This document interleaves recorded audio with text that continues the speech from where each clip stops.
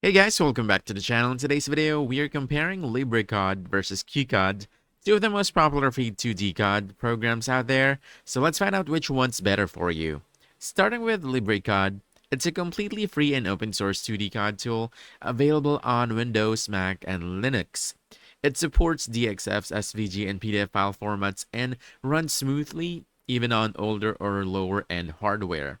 Now, the interface will feel familiar if you've used traditional CAD software before and is backed by an active open source community. The downside, it lacks official support and advanced features like DWG editing or built-in layout tools. So, it's best for simpler drafting work. Now, moving on to QCAD. This one also focuses on 2D CAD but comes in two versions, a free community edition and a paid professional edition. Now, the Pro version adds DWG support, CAM tools, and enhanced block management, making it more powerful.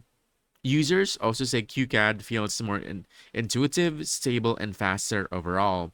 Plus, the Pro version includes commercial support if you ever need professional help. So, how do they compare? If you just need a straightforward no-cost drafting tool, LibreCAD is an excellent pick, light, reliable, and fully open source. But if you want better performance, more features, and support options, especially for DWG files, then QCAD is a smarter investment for you. So here's a verdict. Choose LibreCAD for basic, budget-friendly 2D design, but you want to go with QCAD if you want a more polished feature-rich experience with room to grow. So if you found this helpful, don't forget to hit that like button, subscribe for more quick guides, and I'll see you in the next one. Thanks!